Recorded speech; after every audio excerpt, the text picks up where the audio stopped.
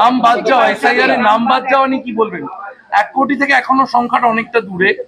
অনেকে বলছে যে 65 লক্ষ জুডিশিয়ারি বিবেচনা করছে, এটা নিয়ে আগবাড়িয়ে আমি কেন বক্তব্য রাখতে যাব? আমি বলছি 26 দিন অন্তর অন্তর বাচ্চা হতে পারে না। আমি বলছি একজনের 100টা বাচ্চা থাকতে পারে না। এগুলোর নামই তো এলডি। এগুলো তো দেখবেন জাজেরা।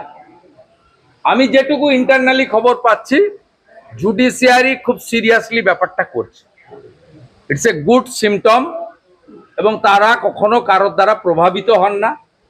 তারা ডকুমেন্টসের উপরে করেন এবং এখানে ডকুমেন্ট ডিস্ট্রয় করারও জায়গা নেই। আমি ইচ্ছা করলেই কিছু করতে পারবো না, কারণ ডিজিটাল ফুটপ্রিন্টের উপরেই বিবেচনাটা হচ্ছে। তা আমি আপনি চাইলে চেঞ্জ করতে পারবো না। প্রথম দফায় 58 লাখ, তারপরে অ্যাবসেন্ট ইত্যাদি মিলে প্রায় 5-6 লক্ষ, এই করে 63-64 লক্ষ তো বাদ গেছে। বাকি 65 লক্ষ বিবেচনায় গেছে।